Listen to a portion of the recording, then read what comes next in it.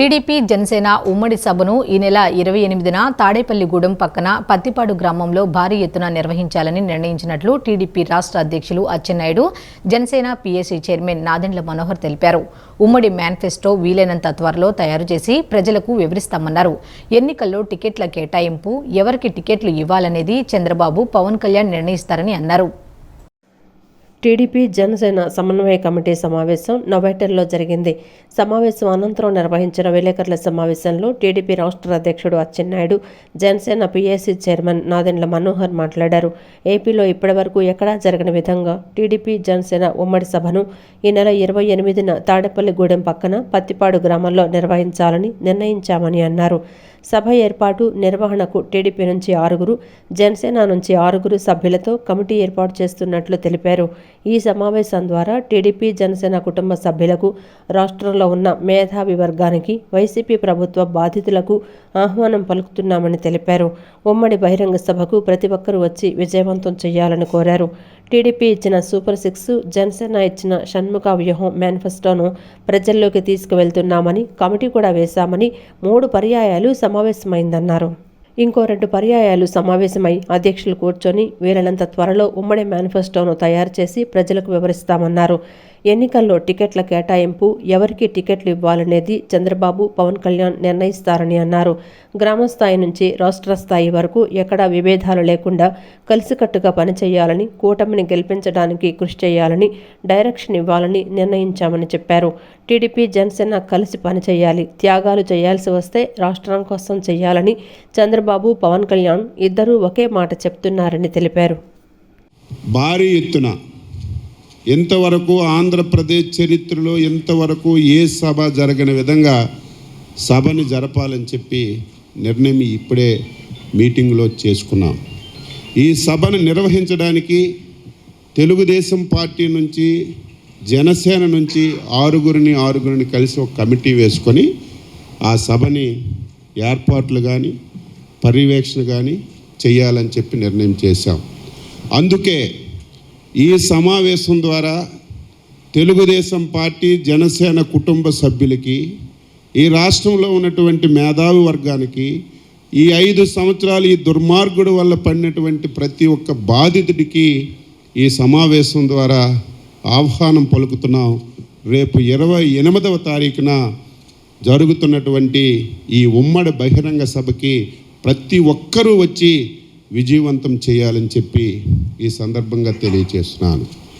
రెండవది, ఉమ్మడి manifesto, Telugu Desam party ఇచ్చినటువంటి సూపర్ 6 కానీ, జనసేన ఇచ్చినటువంటి షణ్ముఖ వ్యూహం కానీ ఇప్పటికే ప్రజల్లోకి తీసుకెళ్తున్నాం. ఇప్పటికే కమిటీ కూడా వేసుకున్నాం. కమిటీ 3 పర్యాయాలు సమావేశమైంది. ఒక అద్భుతమైన సభగా ఖచ్చితంగా రాష్ట్ర ప్రజలకి ఎన్నికలకి శంఖారావంగా చేయబోయే కార్యక్రమాలు ఏ విధంగా సిద్ధమవుతున్న దానిపైన వివరించుకుంటూ ప్రజలకి ఇంకా అంకిత భావంతో పనిచేయడానికి మరొకసారి ఒక చక్కటి సభ ఏర్పాటు చేయాలని నిర్ణయించుకున్నాం. ప్రతి ఒక్కరు కూడా ఇది ఒక బాధ్యతగా ఇరు పార్టీల నాయకులు క్షేత్రస్థాయిలో, జిల్లా స్థాయిలో, నియోజకవర్గ స్థాయిలో, మండల స్థాయిలో, అదేదో కేవలం ఉభయ గోదావరి జిల్లాలకి సంబంధించిన సభనే కాదు, రాష్ట్ర వ్యాప్తంగా నాయకులందరినీ కూడా ఆహ్వానిస్తాం. అద్భుతమైన ఏర్పాట్లు చేస్తాం. కనీవిని ఎరిగిన రీతిలో ఒక మంచి రాజకీయ సభను ఏర్పాటు చేసి ఈ విధంగా మన భవిష్యత్తు ఉండబోతుంది అనేది ప్రతిబింబించే విధంగా, ప్రతి ఒక్కరిని కూడా ఉత్తేజపరిచే విధంగా ఒక చక్కటి కార్యక్రమాన్ని ఏర్పాటు చేస్తామని సందర్భంగా తెలుపుకుంటున్నాం. అది తాడేపల్లిగూడెం దాటగానే జాతీయ రహదారిపైనే ఒక మంచి సభా వేదికని సెలెక్ట్ చేయడం జరిగింది. ఏపీ కాంగ్రెస్ అధ్యక్షురాలు వైఎస్ షర్మిలను పోలీసులు అరెస్టు చేశారు. మెగా డీఎస్సీ కావాలంటూ చెలో సచివాలయానికి కాంగ్రెస్ పిలుపు మేరకు ఆంధ్రరత్న భవన్ నుంచి సచివాలయానికి వెళ్తుండగా షర్మిలను అరెస్టు చేయడంతో తీవ్ర ఉద్రిక్త పరిస్థితి నెలకొంది. వైఎస్ షర్మిలను అరెస్టు చేసి మంగళగిరి పోలీస్ స్టేషన్కు తరలించారు. ఉండవల్లి కరకట్ట సమీపంలో ఉద్రిక్త పరిస్థితి నెలకొంది. కొండవీటి ఎత్తిపోతల వద్ద వైఎస్ షర్మిలను పోలీసులు అరెస్టు చేశారు. షర్మిల అరెస్టు సమయంలో కాంగ్రెస్ నాయకులు, పోలీసుల మధ్య తీవ్ర వాగ్వాదం చోటు చేసుకుంది. వైఎస్ షర్మిలతో పాటు పలువురు కాంగ్రెస్ నాయకులు అరెస్ట్ అయ్యారు. మెగా డీఎస్సీ కావాలంటూ చెలో సచివాలయానికి కాంగ్రెస్ పిలుపునిచ్చిన విషయం తెలిసిందే. ఆంధ్రరత్న భవన్ నుంచి చెలో సచివాలయానికి వెళ్తూ ఉండగా షర్మిలను అరెస్టు చేసిన పోలీసులు మంగళగిరి పోలీస్ స్టేషన్కు తరలించారు. రాష్ట్రంలో అతిపెద్ద సమస్య నిరుద్యోగమని, 2.3 లక్షల ఉద్యోగాలు ఇస్తామని అధికారంలోకి వచ్చిన జగన్ దగా డిఎస్సి ఇచ్చారని ఏపీ పీసీసీ అధ్యక్షురాలు వైఎస్ షర్మిల ధ్వజమెత్తారు. శాంతియుతంగా నిరసన చేయాలనుకుంటే ఎందుకు నియంత్రించారని వైఎస్ షర్మిల మండిపడ్డారు. ప్రజాస్వామ్యంలో ప్రతిపక్షాలకు మాట్లాడే హక్కు లేదా అని ప్రశ్నించారు. ఇది భారతదేశమేనా లేదా ఆఫ్ఘనిస్తానా అని నిలదీశారు.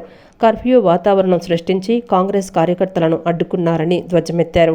పోలీసులు 2 రోజుల నుంచి తమ కార్యకర్తలను నియంత్రించారని, ఏటా జాబ్ క్యాలెండర్ ప్రకటించి ఉంటే ఈ పరిస్థితి వచ్చేది కాదు కదా అని ఆగ్రహం వ్యక్తం చేశారు. చూపిస్తూనే ఉంటది, అమ్మ కూడా బాధపడతారు. ఈరోజు రాజశేఖర రెడ్డి బిడ్డ పోరాటం చేస్తుందంటే ఎందుకోసం చేస్తుంది?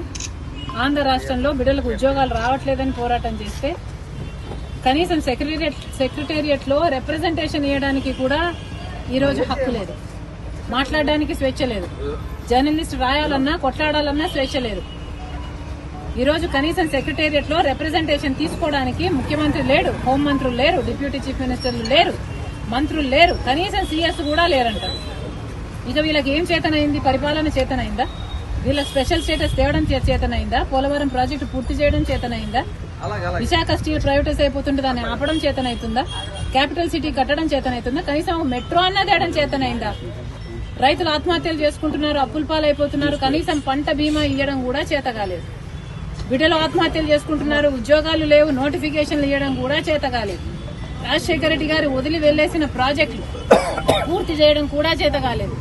మరి ఇదేనా రాజశేఖర రెడ్డి గారి వారసత్వం అంటే? సినిమాలో వేషాలు వేస్తున్నట్టు పవన్ కళ్యాణ్ రాజకీయాలలో వేషాలు వేస్తున్నాడని MLA central YCP in charge Vellampalli Srinivas విమర్శించారు. చంద్రబాబుని ముఖ్యమంత్రిని చేయడం కోసమే పవన్ పార్టీ పెట్టారని ఎద్దేవా చేశారు. జనసేనని టీడీపీలో కలిపేయాలని వెల్లంపల్లి హితవు పలికారు. గడప గడపకు కార్యక్రమంలో భాగంగా వైఎస్ఆర్సీపీ సెంట్రల్ నియోజకవర్గ సమన్వయకర్త ఎమ్మెల్యే వెల్లంపల్లి శ్రీనివాసరావు 32వ డివిజన్ శాంతినగర్ తదితర ప్రాంతాలలో స్థానిక వైఎస్ఆర్సీపీ ఇన్ఛార్జి సుందర్పాల్, కోఆప్షన్ సభ్యురాలు సుభాష్నిలతో కలిసి పర్యటించారు. పర్యటనలో భాగంగా ప్రతి ఇంటికి వెళ్లి కరపత్రం ఇస్తూ ప్రజలతో మాట్లాడుతూ వారి సమస్యలు అడిగి తెలుసుకున్నారు. ఈ సందర్భంగా వెల్లంపల్లి మాట్లాడుతూ గతంలో ఎన్నడూ లేని విధంగా 32వ డివిజన్ను అభివృద్ధి పరిచామని తెలిపారు. కొంత డ్రైనేజీ సమస్య ఉందని ప్రజలు తన దృష్టికి తెచ్చారని, దానిని కూడా పరిష్కరిస్తామని హామీ ఇచ్చారు. జగనన్న ఇచ్చిన పథకాలు, సంక్షేమమే తమ గెలుపుకి దోహదపడతాయన్నారు. పవన్ కళ్యాణ్ నిమిషానికి ఒక మాట మాట్లాడతాడని, ఆ రోజు అవసరాన్ని బట్టి మాట్లాడే వ్యక్తి పవన్ కళ్యాణ్ అని విమర్శించారు. జనసేన బలోపేతం కోసం పవన్ కళ్యాణ్ ఎప్పుడైనా పనిచేశాడా అని ప్రశ్నించారు.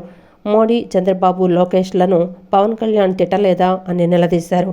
సినిమాలో వేషాలు వేస్తున్నట్లు పవన్ కళ్యాణ్ రాజకీయాలలో కూడా వేషాలు వేస్తున్నాడని విమర్శించారు. ప్రజలకు పవన్ కళ్యాణ్ని, చంద్రబాబుని ముఖ్యమంత్రిని చేయడం కోసమే పవన్ కళ్యాణ్ జనసేన పార్టీ పెట్టారని అన్నారు. జనసేనని టీడీపీలో కలిపేయాలని వెల్లంపల్లి హితవు పలికారు. నేను మళ్ళీ చెప్తున్నాను, పవన్ కళ్యాణ్ని ఈ 10 సంవత్సరాల్లో ఏం మాట్లాడేదో ఒకసారి మొత్తం ఆయన మాట్లాడిన స్పీచెస్ అని కూడా చూడమని చెప్పండి. నేను కాపుల్లో పుట్టాను, కనీసం కాపులను నన్ను ఆదరించరా అని చెప్పని కాపుల మీటింగ్లో చెప్తాడు. బయటకు వచ్చి నేను కాపును కాదంటాడు. మళ్ళీ మా మిస్సెస్ క్రిస్టియన్ అంటాడు. మళ్ళీ మత మార్పులు జరుగుతున్నాయి అంటాడు. మాటకి మీటింగ్కి పొంతం లేకుండా మాట్లాడే వ్యక్తే పవన్ కళ్యాణ్. ఏదైనా ఒక మీటింగ్కి ఇంకో మీటింగ్ పొంతం ఉంటుంది అతనికి. ఆ రోజు అవకాశాన్ని బట్టి, ఆ రోజు అవసరాన్ని బట్టి మాట్లాడే వ్యక్తి పవన్ కళ్యాణ్ అన్నమాట. దీర్ఘకాలిక రాజకీయం చేద్దామని కానీ, ఈ రాష్ట్రాన్ని అభివృద్ధి చేద్దామని కానీ, ఈ రాష్ట్రంలో జనసేన పార్టీని అభివృద్ధి చేసి జనసేన కేడర్ని కాపాడాలని కానీ ఎప్పుడైనా కానీ ఒక్కరోజు ఆలోచించాడా? ఎప్పుడు కూడా పొత్తులతో పోదామని చెప్పని గతంలో 2014తో ఇదే పొత్తులతో పోయి పోటీ చేయకుండా వాళ్ళకి మద్దతు పలికాడు. 2019లో మోడీ గారిని పాచిపల్లి అడ్డు అన్నాడు. లోకేష్ అంత అవినీతిపరుడు ఇంకోటి లేడన్నాడు. చంద్రబాబు అంత వెన్నుపోటుదారుడు ఇంకోటి లేదన్నాడు. మళ్ళీ ఈరోజు వాళ్ళ ముగ్గురితో కలిసి వెళ్తా అంటున్నాడు. బీఎస్పీతో కలిశాడు, కమ్యూనిస్ట్ పార్టీతో కలిశాడు, అన్నింటిలో కలిశాడు పవన్ కళ్యాణ్ అనే వ్యక్తి. ముఖ్యమంత్రి వైఎస్ జగన్మోహన్ రెడ్డి పాలనలో అరాచకాలు పరాకాష్ఠకు చేరాయని తూర్పు నియోజకవర్గ ఎమ్మెల్యే గద్దె రామ్మోహన్ అన్నారు. ఇంకా కేవలం నెల 15 రోజులు మాత్రమే జగన్మోహన్ రెడ్డి ప్రభుత్వం ఉంటుందని, ఆ తర్వాత టీడీపీ అధికారంలోకి రావడం ఖాయమని అన్నారు. టీడీపీ అధికారంలోకి వచ్చిన తర్వాత జగన్మోహన్ రెడ్డి చేసిన అక్రమాలను అన్నింటినీ సరిచేస్తామని చెప్పారు. ఆంధ్రప్రదేశ్ను అభివృద్ధి వైపునకు అడుగులు వేయిస్తారని చెప్పారు. తూర్పు నియోజకవర్గం పరిధిలోని 13వ డివిజన్ జేడీ నగర్లోని జేడీ టవర్స్ ప్రాంతంలో బాబు షూరిటీ భవిష్యత్తుకు గ్యారంటీ కార్యక్రమం జరిగింది. తూర్పు నియోజకవర్గ ఎమ్మెల్యే గద్దె రామ్మోహన్ హాజరై ఇంటింటికి వెళ్లి చంద్రబాబు పాలనలో రాష్ట్రంలో జరిగిన అభివృద్ధి, చేసిన సంక్షేమాన్ని వివరించారు. వచ్చే ఎన్నికల్లో టీడీపీ అధికారంలోకి వచ్చిన తర్వాత అమలు చేసే సంక్షేమ పథకాల గురించి స్థానికులకు కరపత్రాలను అందజేసి విపులంగా వివరించారు. డివిజన్లోని పార్టీ కార్యకర్త గద్దె కోటేశ్వరమ్మకు జీవనోపాధి నిమిత్తం 25,000 విలువ చేసే టిఫిన్ బండిని ఎమ్మెల్యే గద్దె రామ్మోహన్ తన సొంత నిధులతో కొనుగోలు చేసి కార్యకర్తకు ఉచితంగా అందజేశారు.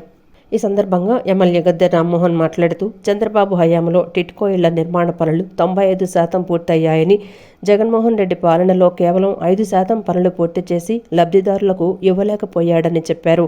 టిట్కో ఇళ్ల ప్రహరీల చుట్టూ రంగులు వేయడానికే జగన్మోహన్ రెడ్డికి 5 సంవత్సరాలు పట్టిందన్నారు. టిట్కో ఇళ్ల కేటాయింపులు పొందిన లబ్ధిదారుల పేరుతో మాత్రం ఒక్కొక్క ఇంటిపై బ్యాంకుల నుంచి 3,25,000 రూపాయలను జగన్మోహన్ రెడ్డి ప్రభుత్వం రుణం తీసుకుందన్నారు. బ్యాంకుల నుంచి నోటీసులు రావడంతో లబ్ధిదారులు తీవ్రమైన భయాందోళనలో ఉన్నారన్నారు. ఈ ప్రభుత్వం ఏ విధంగా భూమిని కూడా దూసేస్తుంది, మట్టిని దూసేస్తుంది, మైనింగ్ కూడా చేస్తుంది అన్నట్టుగానే టిడ్కో ఇళ్లకు ఆనుకుని 20 అడుగుల లోతు గోతులు పెట్టి రబ్బిస్తూలేరని అంటే ఎంత ఘోరమో తెలియదు. అంటే జగన్మోహన్ రెడ్డి గారు ఆయన అనుచరులతో ఆ టిడ్కో ఇళ్లని పడిపోయేదడి చేయమని తీపిచ్చినట్లుగా ఉంది. అది ఎక్కడ కూడా ఒక ఇంటి పక్కన ఇల్లు ఆనుకుని గొయ్యి తీస్తే ఎలాంటి ప్రమాదానికి పేదవాళ్ళు గురవుతారో ఒకసారి ఆలోచన చేసుకోవాల్సిన అవసరం కూడా ఉంది. ఇది చాలా దురదృష్టకరమైన సంఘటన. ఒకటి మించి ఒకటి. ఎంత దురదృష్టం అంటే ఇవన్నీ కూడా ఇళ్ళేమో కట్టివి 5 ఏళ్ళు అవుతున్నా కూడా ఇళ్ళు ఇవ్వాల, కానీ ఆ ఇళ్ల మీద లోన్ తీసుకోవటం, తర్వాత ఆ ఇళ్ళని ఏ విధంగా నాశనం చేయాలని చెప్పి పాడు పెట్టి దాన్ని ఏ విధంగా భంగం కలిగించాలని చెప్పి ఆలోచనతో ఆ ఇళ్ల మీద గోతులు దోవటం అనేది చాలా దురదృష్టం. అంటే అరాచక శక్తులకి ఎంత పరాకాష్ఠలు వెళ్తూ ఉన్నారో వీళ్ళు మనందరూ కూడా అర్థం చేసుకోవాల్సిన అవసరం ఉంది. ఏదేమైనా కూడా ఇంకొక నెలన్నర తర్వాత జగన్మోహన్ రెడ్డి గారు, ఆయన పెద్ద సైకిలు, చిన్న సైకిలు అందరూ కూడా ఇళ్ళకి వెళ్ళిపోయే పరిస్థితి ఏర్పడింది. అనంతరం కార్పొరేటర్ ముమ్మనేని ప్రసాద్ మాట్లాడుతూ మహిళలు ఆర్థికంగా నిలబడాలనే ఉద్దేశంతో తూర్పు నియోజకవర్గ పరిధిలో ఈ ఒక్క నెలలోనే ఎమ్మెల్యే గద్దె రామ్మోహన్ సుమారు 350కు పైగా కుటుంబీషన్లను మహిళలకు ఉచితంగా అందజేశారని చెప్పారు. ఏ కష్టం వచ్చినా నేనున్నానంటూ ఎమ్మెల్యే గద్దె రామ్మోహన్ నిలబడి సహాయం చేస్తున్నారన్నారు. ప్రతి మనిషికి కూడా సహాయ సహకారాలు అందిస్తూ వాళ్ళ ముందుకెళ్తున్నటువంటి శాసనసభ్యులు గద్దె రామ్మోహన్ రావు గారిని అభినందించాలి. అట్లాగే విద్యార్థులకు, ముఖ్యంగా పేద విద్యార్థులకు ఎవరైతే మరి వారి చదువు అవసరాల నిమిత్తం ఆర్థిక స్థితి సరిగా లేనటువంటి పరిస్థితుల్లో వాళ్ళు ఎడ్యుకేషన్ ఆగిపోయేటటువంటి పరిస్థితుల్లో కూడా లక్షల రూపాయలు వారికి ఇచ్చి వాళ్ళ విద్యార్థుల్ని చదివించేటటువంటి కార్యక్రమాన్ని కూడా శాసనసభ్యులు ఈ 10 సంవత్సరాల కాలంలో తీసుకున్నారు. దేశంలో ఎక్కడా లేని విధంగా 2.5 లక్షల మందితో వాలంటీర్ వ్యవస్థను ఏర్పాటు చేసిన ఘనత జగన్ ప్రభుత్వానికే దక్కుతుందని విజయవాడ ఎంపీ కేశినేని నాని అన్నారు. వాలంటీర్ వ్యవస్థ ద్వారా ప్రభుత్వ పథకాలను ప్రజల ముంగిటకే తీసుకువచ్చారని తెలిపారు. కరోనా కష్టకాలంలో కూడా వాలంటీర్ వ్యవస్థ ద్వారా జగన్ ప్రభుత్వం పథకాలను అమలు చేసిందన్నారు. విజయవాడ తూర్పు నియోజకవర్గం క్రైస్తరాజపురం క్రైస్ట్ ద కింగ్ స్కూల్ గ్రౌండ్లో 2, 3, 5, 6, 7, 8 డివిజన్ల వాలంటీర్ వందన కార్యక్రమం నిర్వహించారు. విజయవాడ ఎంపీ కేశినేని నాని, తూర్పు నియోజకవర్గ in charge Devineni Avinash, deputy mayor Bellamdurga, కార్పొరేటర్లు భీమిశెట్టి ప్రవల్లిక, అంబేద్కర్, నిర్మలా కుమారి, అమర్నాథ్, మాధురి, 8వ డివిజన్ ఇన్ఛార్జి యలమంచిల జయప్రకాష్ పాల్గొన్నారు. కార్యక్రమంలో వాలంటీర్లను సత్కరించారు. ఈ సందర్భంగా ఎంపీ కేశినేని నాని మాట్లాడుతూ దేశంలో ఎక్కడా లేని విధంగా వైసీపీ ప్రభుత్వం వాలంటీర్ వ్యవస్థను తీసుకొచ్చిందని చెప్పారు. ప్రతి 50 కుటుంబాలకు సేవ చేసే వ్యక్తి వాలంటీర్ అని పేర్కొన్నారు.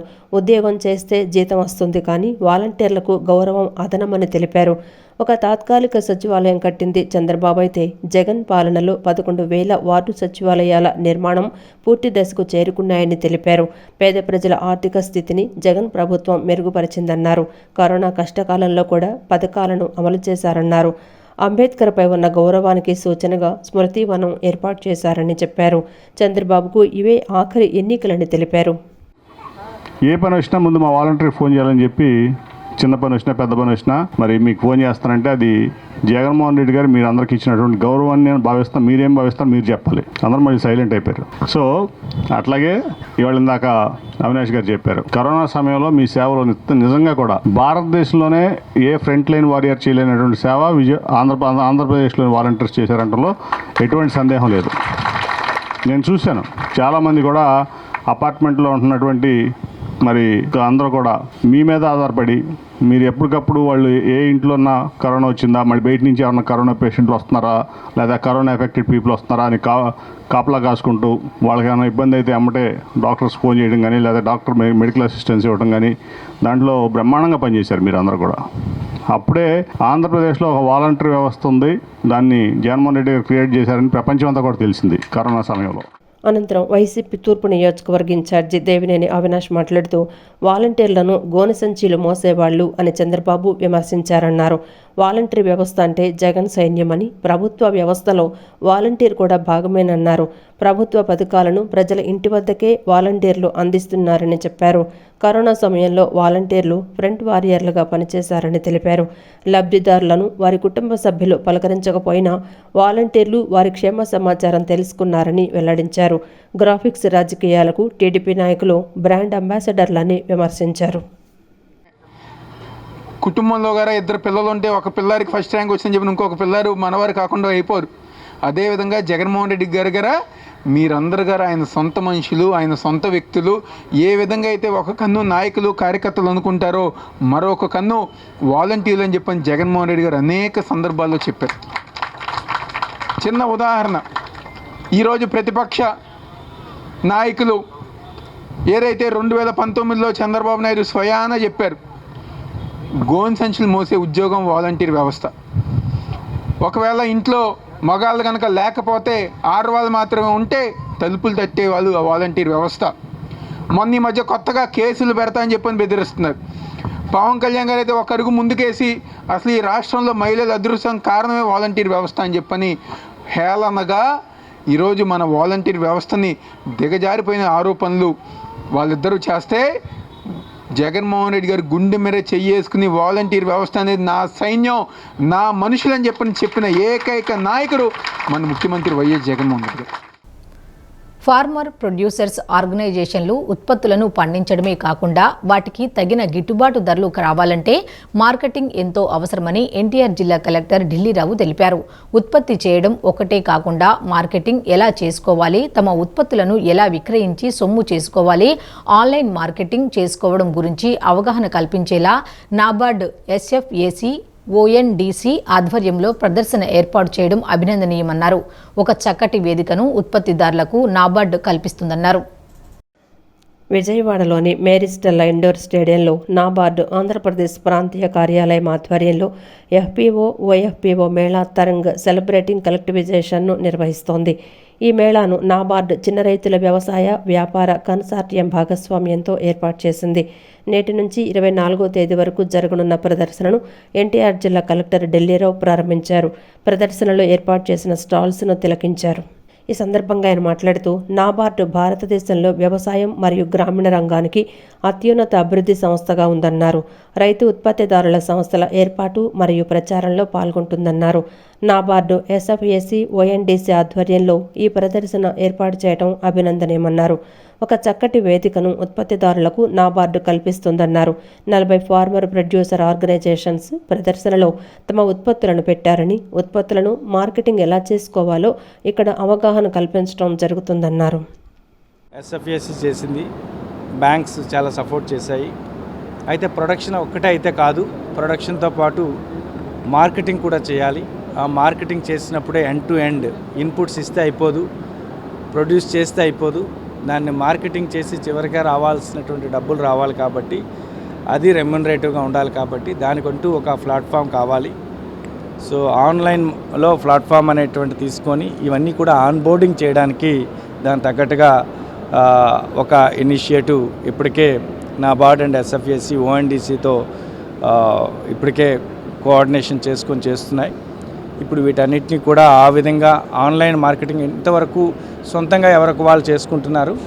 ఆ సపోర్ట్ కూడా ఇప్పుడు మొత్తం ఇప్పుడు ఓఎన్డీసీ అనేటువంటిది ఆ టెక్నికల్ సపోర్ట్ ఇవ్వడానికి ఇది ఉపయోగపడుతుంది. అనంతరం NABARD GM doctor KVS Prasad మాట్లాడుతూ రైతులు తయారు చేసిన ఉత్పత్తులకు మార్కెటింగ్ సదుపాయం కల్పించాలనే ఉద్దేశంతో ఈ ప్రదర్శనను ఏర్పాటు చేశామన్నారు. రైతులను నేరుగా వినియోగదారులతో అనుసంధానం చేయడం జరుగుతుందన్నారు. ఆన్లైన్ ద్వారా మార్కెటింగ్ చేసుకునేందుకు ఓఎన్డీసీ ప్లాట్ఫామ్స్లోకి తీసుకువెళ్లటం జరుగుతుందన్నారు. ఓఎన్డీసీ కేంద్ర ప్రభుత్వం ఏర్పాటు చేసిన మార్కెటింగ్ సంస్థ అని తెలిపారు. ఈ పోర్టల్లో ఎవరైనా ఎంటర్ అయితే దేశంలో ఎక్కడి నుంచైనా ఆన్లైన్ ఆర్డర్ ఇచ్చి ఇంటికే ప్రోడక్ట్స్ తెచ్చుకోవచ్చని చెప్పారు. ప్రకృతి వ్యవసాయం ద్వారా రైతులు ఉత్పత్తి చేస్తున్నారని, ఇందులో క్రిమిసంహారకాలు ఏమీ ఉండవన్నారు. మంచి సరుకు తక్కువ ధరకే వచ్చే అవకాశం ఉంటుందని తెలిపారు. 3 రోజుల ప్రదర్శనను అందరూ తిలకించి ప్రోత్సహించాలని కోరారు. ఫామ్ అయిన తర్వాత కలెక్టివ్గా మార్కెటింగ్ చేసుకుంటే బాగుంటుందనే ఉద్దేశంతో ఇవాళ మనం ఈ 22 నుంచి 24 ఫిబ్రవరి వరకు మ్యారిస్టల్లా ఇండోర్ స్టేడియంలో ఈ ఎఫ్పిఓ మేళా అనే తరంగ అనే పేరుతో ఎఫ్పిఓ మేళా ఏర్పాటు చేయడం జరిగింది. దీంట్లో ముఖ్య ఉద్దేశం ఏంటి అంటే రైతుల్ని డైరెక్ట్గా కస్టమర్స్తో లింక్ చేయాలని, అట్లనే కస్టమర్స్ ఈ 3 రోజులే కాకుండా మిగతా రోజుల్లో కూడా ఆర్డర్ కావాలి అంటే వారు ఆన్లైన్ మార్కెటింగ్ చేసుకునే విధంగా ఓఎన్డీసీ వారి సహకారంతో వీళ్ళందరినీ కూడా ఓఎన్డీసీ ప్లాట్ఫామ్లోకి తీసుకెళ్ళడం జరుగుతుంది. ఓఎన్డీసీ అనేది గవర్నమెంట్ ఆఫ్ ఇండియా ద్వారా ఏర్పాటు చేసిన ఆన్లైన్ మార్కెటింగ్ సంస్థ. సో కనుక ఈ ఓఎన్డీసీలో వాళ్ళు పోర్టల్లో కనుక ఎంటర్ అయితే ఎవరైనా సరే దేశంలో ఎక్కడున్న వారైనా సరే దాని ద్వారా ఆన్లైన్ ఆర్డర్ ఇచ్చి డైరెక్ట్గా వారి ఇంటికే ఈ ప్రొడక్ట్స్ని తెచ్చుకోవచ్చు. అంటే ఈ ప్రొడక్ట్స్ అన్ని రైతులు ప్రొడ్యూస్ చేస్తున్నారు, చాలా వరకు న్యాచురల్ ఫార్మింగ్ మెథడ్స్లో చేస్తున్నారు కనుక ఎక్కువ పెస్టిసైడ్స్, ఫెర్టిలైజర్స్ ఎఫెక్ట్ లేకుండా మంచి సరుకు తక్కువ ధరకి వచ్చే అవకాశం ఉంది. కనుక అందరికీ విజ్ఞప్తి ఏంటంటే ఈ 3 రోజులు ఇక్కడ జరుగుతున్న ఈ తరంగ ప్రోగ్రామ్కి అందరూ విచ్చేసి వీరందరినీ ఎంకరేజ్ చేయాలని, అట్లనే అదే కాకుండా తర్వాత ఆన్లైన్లో కూడా ఆర్డర్స్ ఇచ్చి వీరందరినీ ఎంకరేజ్ చేస్తారని ఆశిస్తున్నాను. Thank you. ఎంత డబ్బు ఖర్చు పెట్టినా అధికారంలోకి రావాలనేది చంద్రబాబు ఆలోచన అని ఇప్పుడు పవన్ కళ్యాణ్ కూడా అవే మాటలు మాట్లాడుతున్నారని కాపు కార్పొరేషన్ చైర్మన్ అడప శేషు దుయ్యబట్టారు. పవన్ కళ్యాణ్ పూర్తిగా దిగజారిపోయాడని అన్నారు. పూర్తిగా రూపాంతరం చెంది జన సైనికులను త్యాగాలకు సిద్ధం కావాలంటున్నారని మండిపడ్డారు. పవన్ నీచ రాజకీయాలను ప్రజలు గమనించాలని కోరారు. కాపు కార్పొరేషన్ కార్యాలయంలో చైర్మన్ అడప శేషు విలేకరుల సమావేశం నిర్వహించారు. సమావేశంలో ఆయన మాట్లాడుతూ భీమవరంలో పవన్ కళ్యాణ్ ఎవరిని కలిశాడో జన సైనికులు ఆలోచించాలన్నారు. టీడీపీ నాయకుల ఇళ్లకు వెళ్లి మరీ పవన్ కలిశాడని, జనసేన కాపు నాయకుల ఇళ్లకు పవన్ ఎప్పుడైనా వెళ్లారా అని ప్రశ్నించారు. కాపులకు రాజ్యాధికారం తెచ్చే ప్రయత్నం చేస్తున్నారని, చంద్రబాబు రంగాను అంతమొందించారని ఆరోపించారు. పవన్ జనసేనను మర్చిపోయి సీనియర్ టీడీపీ నాయకుడిలా ప్రవర్తిస్తున్నారని దుయ్యపట్టారు. పవన్ అసలు ఢిల్లీ వెళ్లి ఎవరిని కలిశాడు, ఎవరి కోసం కలిశాడు అంటూ అడపాశేషు ఆగ్రహం వ్యక్తం చేశారు. కాపులను ఉద్ధరించడానికి జన సైనికులను ఎమ్మెల్యేలుగా చేయటానికి వెళ్లాడా అని నిలదీశారు. పవన్ తెలుగుదేశం తొత్తంటూ ఆయన ధ్వజమెత్తారు. పేదల రక్తాన్ని పీల్చేసిన వ్యక్తి చంద్రబాబుని, ప్రజా సొమ్మును పెత్తందారులకు దోచిన వ్యక్తి చంద్రబాబుని దుయ్యపట్టారు. రాబోయే కురుక్షేత్రంలో కాపులంతా టీడీపీని భూస్థాపితం చేయాలి అంటూ అడపాశేషు పిలుపునిచ్చారు. ఏ విధంగా ఈ రాజకీయాలు ఎంత నీచమైనటువంటి రాజకీయానికి ఒడిగడతా ఉన్నారనేది దయచేసి ప్రజలను కానీ సంఘాలను కానీ ఆలోచించమని చెప్పి మీ ద్వారా నేను కోరుతా ఉన్నా. నిన్న కాక మొన్న భీమవరం పోయి వచ్చినటువంటి భీమవరంలో వెళ్ళి ఎవరిని కలిశాడు పవన్ కళ్యాణ్? దయచేసి జన సైనికులకి నేను విజ్ఞప్తి చేస్తా ఉన్నా, కేవలం అక్కడికి వెళ్ళి తెలుగుదేశం నాయకులు ప్రతి ఇంటికి వెళ్ళి కలిసి వచ్చాడు. అది పవన్ కళ్యాణ్. వంగవీటి మోహన రంగా గారు ఈ రాష్ట్రంలో కాపులకి రాజ్యాధికారం తీసుకొచ్చే విధంగా ఎదుగుతూ ఉన్నాడని ముందే పసిగట్టినటువంటి చంద్రబాబు నాయుడు అప్పుడు అత్తమార్చాడు. ఈ రోజు 2014 జనసేన పార్టీ పెట్టించి పవన్ కళ్యాణ్ని కాపులకి ఎరగా చూపించి మా వాళ్ళంతా ఏమనుకున్నారంటే ఇంకేముంది పవన్ కళ్యాణ్ వచ్చేసాడు, ఒక ధీటైనటువంటి నాయకుడు ఈ రాష్ట్రంలో వచ్చాడు, పవన్ కళ్యాణ్ వల్ల మళ్ళీ మాకు రాజ్యాధికారం వస్తుంది అనుకున్నాడు. అందరూ నమ్మారు. ఈ రోజు మా జన సైనికులకు కానీ, చిరంజీవి గారి అభిమానులు కానీ, కాపు సోదరులు కానీ అందరూ ఏడుస్తా ఉన్నారు. అసలు పార్టీని మర్చిపోయాడు, జనసేన పార్టీని మర్చిపోయాడు. ఒక సీనియర్ టీడీపీ నాయకుడిలాగా, చంద్రబాబు నాయుడు పార్ట్నర్ లాగా ఆయన మాట్లాడే మాటలు, ఆయన చేసే తీరు. మరి ఢిల్లీ వెళ్ళి చీవాట్లు తిన్నాను నేను అందరితో. ఎవరి దగ్గరికి వెళ్ళావు ఢిల్లీ? దేని గురించి వెళ్ళావు ఢిల్లీ? అసెంబ్లీ పార్లమెంటు ఎన్నికలలో తెలుగుదేశం జనసేన పార్టీ అభ్యర్థుల గెలిపే లక్ష్యంగా ముందుకు వెళ్తున్నట్లు టీడీపీ మైనార్టీ నేత ఎంఎస్ బేగ్ స్పష్టం చేశారు. అధిష్టానం ఆదేశాల మేరకు పార్టీ బలోపేతం కోసం కృషి చేస్తానన్న ఆయన పశ్చిమ నియోజకవర్గంలో టీడీపీ జనసేన విజయం కోసం చిత్తశుద్ధితో పనిచేయనున్నట్లు వెల్లడించారు. విజయవాడ పశ్చిమ నియోజకవర్గం టీం టీడీపీ ఆధ్వర్యంలో బాబు రావాలి, రాష్ట్రం బాగుపడాలి నినాదంతో చిట్టినగర్ నగరాల మహాలక్ష్మి దేవస్థానంలో పూజా కార్యక్రమాలు నిర్వహించారు. అనంతరం ఆ పార్టీ మైనార్టీ నేత ఎంఎస్ బేగ్ ఆధ్వర్యంలో అమ్మవారికి 101 టెంకాయలను మొక్కులుగా చెల్లించి చంద్రబాబు, జనసేన, టీడీపీ ప్రభుత్వాలు అధికారంలోకి రావాలంటూ పూజలు చేశారు. ఈ సందర్భంగా ఎంఎస్ బేగ్ మాట్లాడుతూ రాష్ట్రానికి పట్టిన పీడ వదలాలన్నా, ప్రజల భవిష్యత్తు బాగుండాలన్నా రాబో ఎన్నికలలో తెలుగుదేశం జనసేన నాయకత్వానికి పట్టం కట్టాలంటూ ప్రజలకు పిలుపునిచ్చారు. ఈ 5 ఏళ్లలో రాష్ట్రంలోని మట్టి, ఇసుక, ఖనిజ సంపదతో పాటు పన్నుల రూపాలలో ప్రజాధనాన్ని అడ్డుగోలుగా దోచుకున్న జగన్ ప్రభుత్వానికి చర్మగీతం పాడాలని ప్రజలకు పిలుపునిస్తున్నట్లు తెలియజేశారు. టీడీపీ జనసేన పార్టీలను బలపరిచి చంద్రబాబును ముఖ్యమంత్రి చేయటమే లక్ష్యంగా పశ్చిమ నియోజకవర్గంలో పనిచేస్తున్నట్లు వెల్లడించారు. పార్టీ అధిష్టానం ఆదేశాలతో పశ్చిమ నియోజకవర్గంలో టీడీపీ జనసేన గెలుపుకి కృషి చేస్తానని స్పష్టం చేశారు. బలమైన పార్టీగా ఇక్కడ పశ్చిమ నియోజకవర్గంలో ముందుకు రావడం అనేది మీ అందరికీ కూడా తెలుసు. ప్రతి కార్యక్రమాన్ని కూడా విజయవంతంగా చేశాం.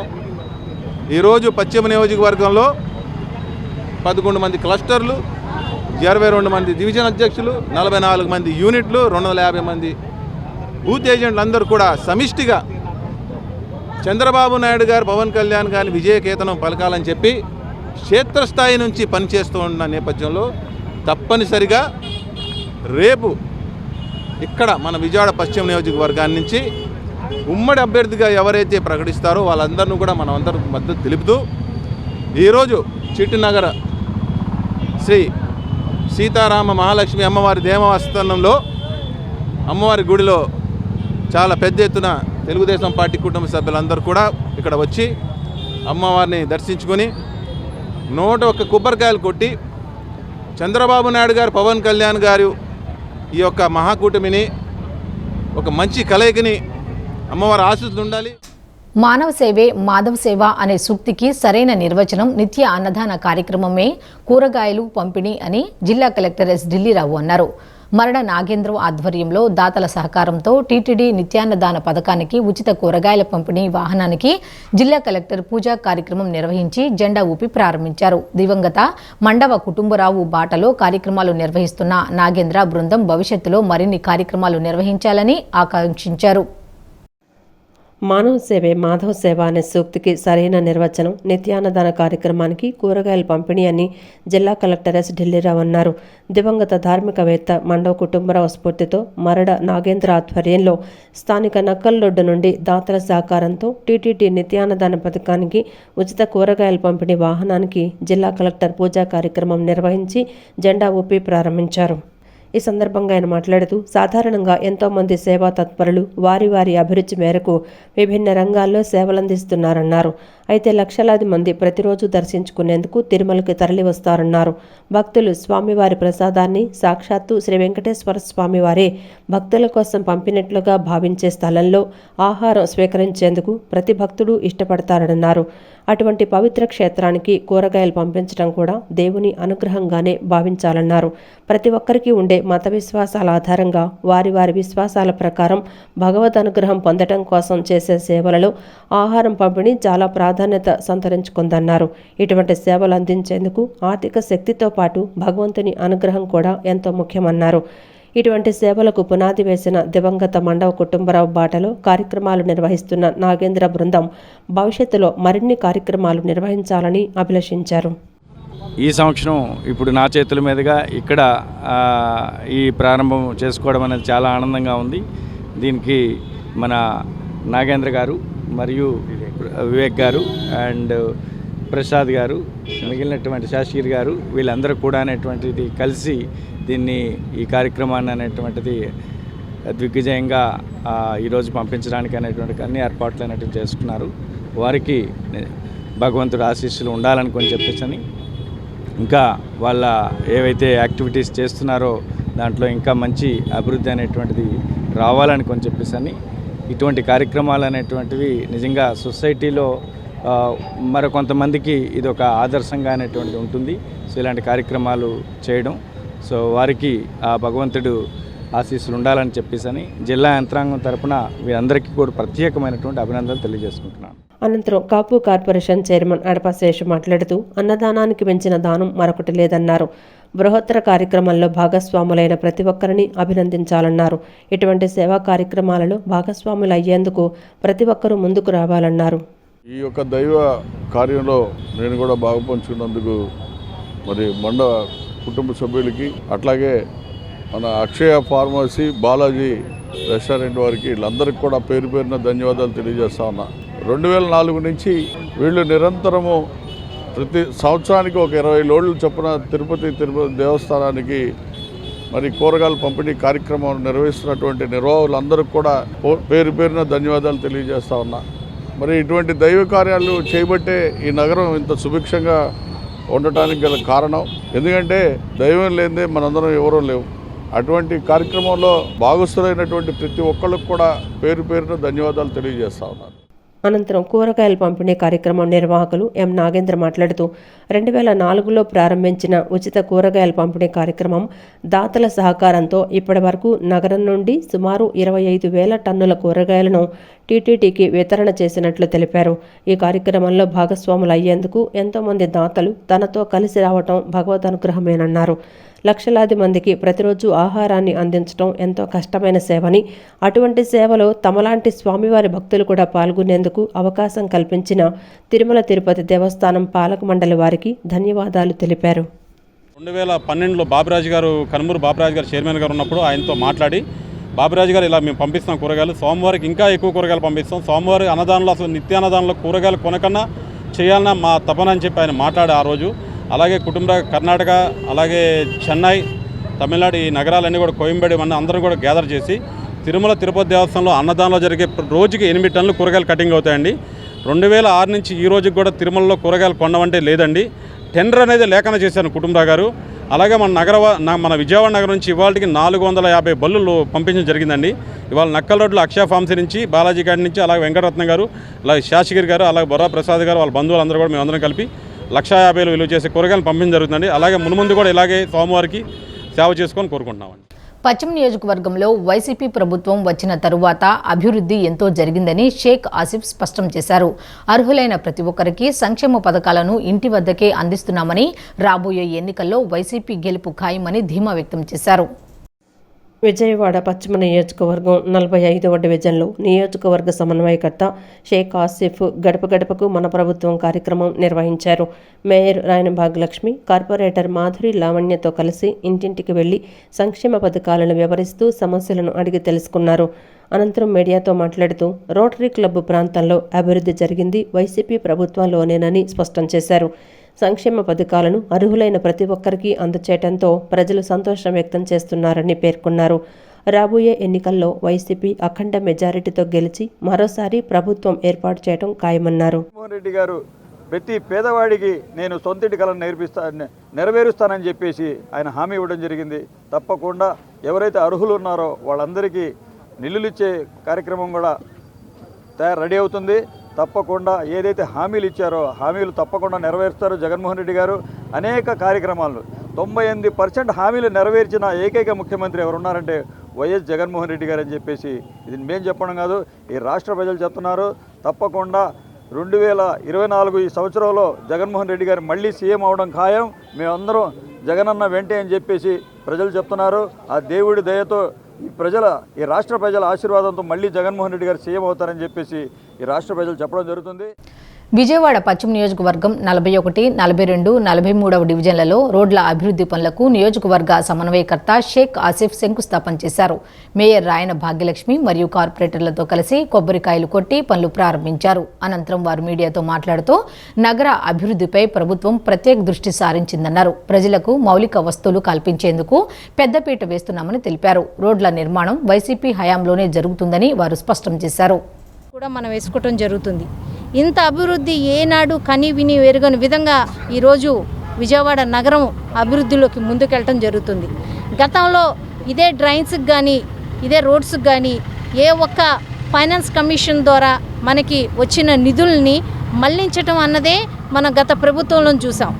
అక్కడ ఒక రియల్ ఎస్టేట్ వ్యాపారం చేసుకుంటూ ఏదైతే రాజధాని అని పేరు పెట్టి తాడేపల్లి ప్రాంతంలో ఒక రియల్ ఎస్టేట్ వ్యాపారం చేసుకుంటూ విజయవాడ నగరానికి వచ్చిన నిధులను కూడా ఈరోజు దారి మళ్లించుకొని వాళ్ళు ఏ రకంగా విజయవాడ నగర ప్రజలకి అన్యాయం చేసినారు, ఏ నగర ప్రజల్ని ఎంత నిర్లక్ష్యం చేసినారు అన్నది ఈరోజు విజయవాడ నగర ప్రజలు గ్రహించాలి.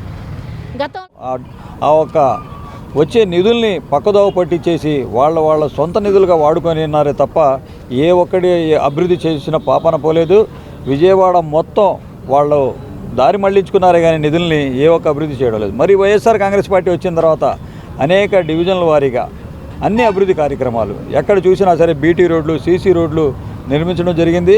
జగన్మోహన్ రెడ్డి గారి ప్రభుత్వంలో అన్ని అభివృద్ధి కానీ సంక్షేమం కానీ పరుగులెడుతుందని చెప్పేసి దీనికి నిదర్శనమే ఈ యొక్క బీటీ రోడ్ని ఇక్కడ నుంచి మొదలుపెట్టుకొని ఐరన్ యార్డ్ నుంచి మొదలుపెట్టుకొని మెయిన్ హైవేకి హైదరాబాద్ హైవేకి వెళ్ళే దిశగా 900 మీటర్లు రోడ్డు అంటే అసలు మామూలు విషయం కాదు. రామలింగేశ్వర్ నగర్లోని పటమటలంక రుద్రభూమిలో 90 లక్షల రూపాయల వ్యయంతో ఏర్పాటు చేసిన గ్యాస్ క్రెమోటోరియంను ప్రారంభించారు. గ్యాస్ క్రెమోటోరియంలో అంత్యక్రియలు నిర్వహించేందుకు 3,500 రూపాయలు ఛార్జ్ చేస్తున్నట్లు పటమటలంక రుద్రభూమి అభివృద్ధి కమిటీ కోశాధికారి మాజీ మేయర్ కోనేరు శ్రీధర్ తెలిపారు. పటమటలంక రుద్రభూమిలో అన్ని రకాల సదుపాయాలతో అభివృద్ధి చేయడం జరిగిందని చెప్పారు. విజయవాడ రామలింగేశ్వర్ నగర్లోని పటమటలంక రుద్రభూమిలో 90 లక్షల రూపాయల వ్యయంతో ఏర్పాటు చేసిన గ్యాస్ క్రెమటోరియంను ప్రారంభించారు. ఈ ప్రారంభ కార్యక్రమంలో పటమటలంక రుద్రభూమి అభివృద్ధి కమిటీ కోశాధికారి మాజీ మేయర్ కోనేరు శ్రీధర్, గౌరవాధ్యక్షులు యలమంచిలి రవి, కమిటీ సభ్యులు పాల్గొన్నారు. ఈ సందర్భంగా కోనేరు శ్రీధర్ మాట్లాడుతూ రామలింగేశ్వర్ నగర్లో కృష్ణానది ఒడ్డున గతంలో డంపింగ్ యార్డుగా ఉన్న 4 ఎకరాల స్థలంలో ఉన్న చెత్తను తొలగించి 14 అడుగుల లోతున తవ్వి ఇసుకతో నింపటం జరిగిందన్నారు. నిపుణులైన ఇంజనీర్ల పర్యవేక్షణలో 4.5 కోట్ల రూపాయల వ్యయంతో రుద్రభూమిని నిర్మించామని అన్నారు. 4 ఎకరాల్లో 2 ఎకరాల శ్మశానం, 2 ఎకరాల్లో భోజనాలు పెట్టుకోవడానికి హాల్స్ నిర్మించామని చెప్పారు. శ్మశానంలో భౌతికాయాలు దహనం చేసేందుకు 6 బెడ్లు ఉన్నాయని, కట్టెల మీద కాల్చడానికి 2 గంటల సమయం పడుతుందన్నారు. గ్యాస్ క్రెమటోరియంను కూడా అందుబాటులోకి తీసుకురావడానికి 2 ఏళ్ల క్రితం పనులు చేపట్టామని, నేడు ప్రారంభోత్సవం చేసుకున్నామని తెలిపారు. గ్యాస్ బెడ్లు 2 ఉన్నాయని, గ్యాస్తో దహనానికి 3,500 రూపాయల చొప్పున ఛార్జ్ చేయడం జరుగుతుందన్నారు. 1:10 నిమిషాల్లో దహన సంస్కారాలు అయిపోతాయన్నారు. శ్మశాన వాటికలో 14 బాత్రూమ్స్, మార్చురీ, అస్థికలు దాచుకోవడానికి ర్యాక్స్ ఉన్నాయని తెలిపారు. ఇది 4 ఎకరాలు. 4 ఎకరాల్లో 2 ఎకరాలు శ్మశానం, 2 ఎకరాలు భోజనాలు పెట్టుకుంటాం కానీ, చేటలు తీసుకుంటాం కానీ, దేనికైనా కానీ వేరే 2 హాల్స్ కట్టాం. ఈ 4 ఎకరాల్లోనే శ్మశానంగా ఉంటుంది. ఇక్కడికి ఏంటంటే శ్మశానంకి ఎవరైనా బాడీని తీసుకొస్తే కట్టీలు కమిటీ వాళ్ళు ఇస్తారు. అట్లాగే వ్యాన్ పంపుతాం. ఎక్కడైనా విజయవాడ కార్పొరేషన్ వరకు అయితే రూపాయి లేకుండా మా వ్యాన్ తీసుకొస్తుంది. అట్లాగే ఆ బాడీ కాలటానికి కావాల్సిన కిరసనాయిలు కానీ, డీజిల్ కానీ అది ఇస్తాం. వీటన్నిటితోటి రూపాయి ఖర్చు లేకుండా 3,500 కట్టించుకుని వాళ్ళ బాడీని ఇంటికాడికి తీసుకొచ్చి ఇక్కడ అన్ని కార్యక్రమాలు చేస్తున్నాం. అయితే ఈ మధ్యకాలంలో ఎక్కువగా బయట ప్యాకేజీ వాళ్ళని చెప్పి ఎక్కువగా తీసుకుంటాను ఉద్దేశంతో అవి కూడా మేమే కొనుక్కొచ్చి మా ద్వారానే ఇచ్చి దానికి రేట్ నిర్ణయించారు కమిటీ వారు 1,800 అది నిర్ణయించి 1,800 చొప్పున మేమే దానికి కావాల్సిన పాడి సామాన్. ఈ వార్తలు ఇంతటితో సమాప్తం. నమస్కారం.